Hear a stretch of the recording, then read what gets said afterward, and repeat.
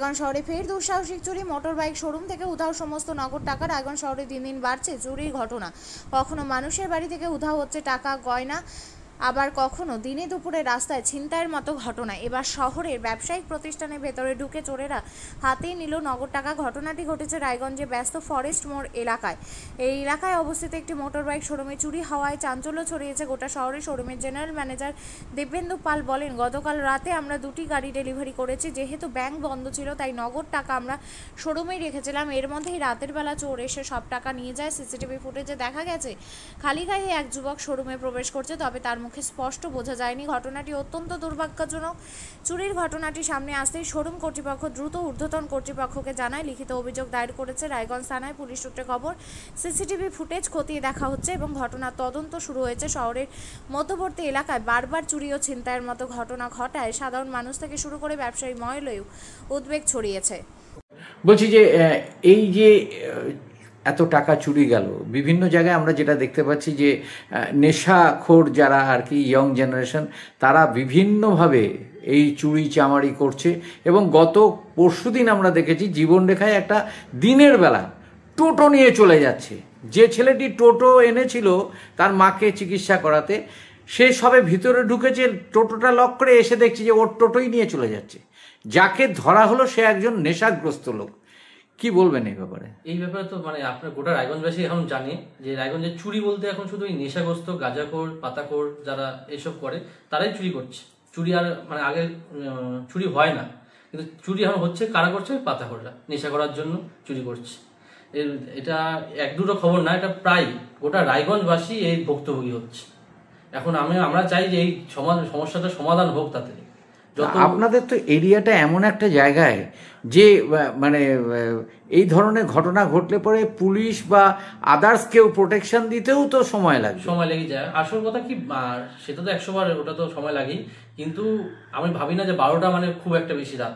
এখন এই 12টার সময় যদি শহরের বুকে যে এরকম হয়ে যায়, সামনে হোটেল সবসময় খোলা থাকে, পাশে ধর্মঘাটা খোলা, তার যদি এরকম হয়ে যায় তো এটা একটা সমস্যার মধ্যে আমরা গোটা রায়গঞ্জবাসী পড়ে আছি।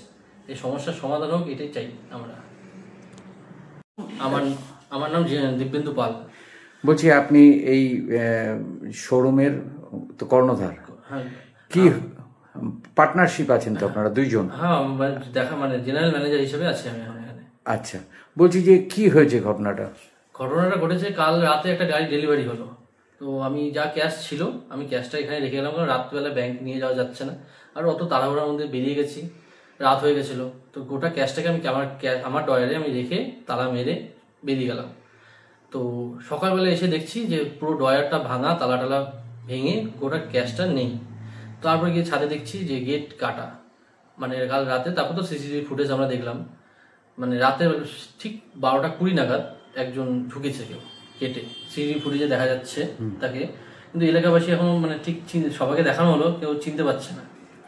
বলছি কত টাকা ছিল? মোটামুটি আনুমানিক 2,80,000 টাকার মতো ছিল। টোটাল টাকাটাই নিয়েছে? টোটাল টাকাটা পরিষ্কার করে নিয়ে গেছে। আর কিছু নিয়েছে কি? আর কিছু নেয়নি।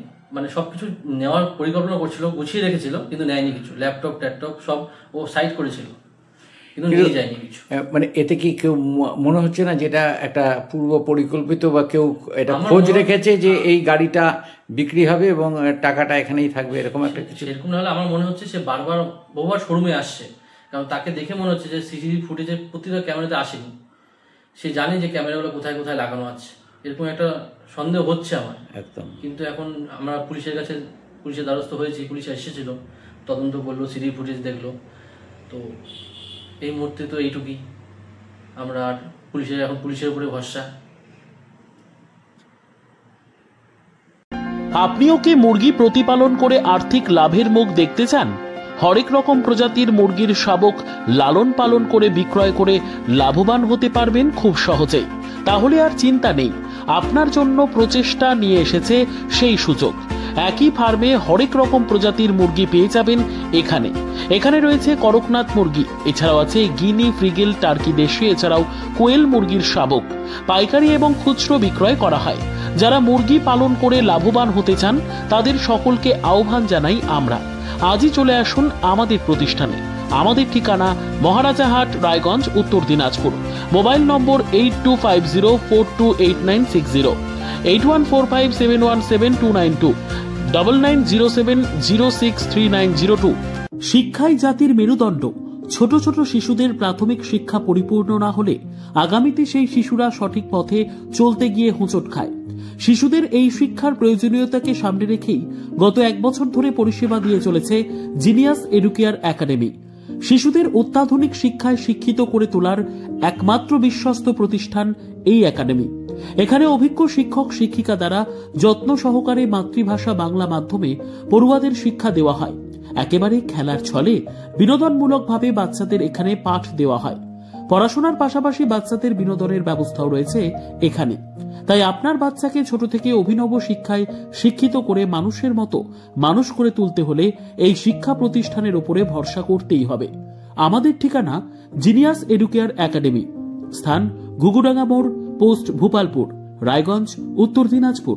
মোবাইল নম্বর 9563630109 অথবা 7029042308।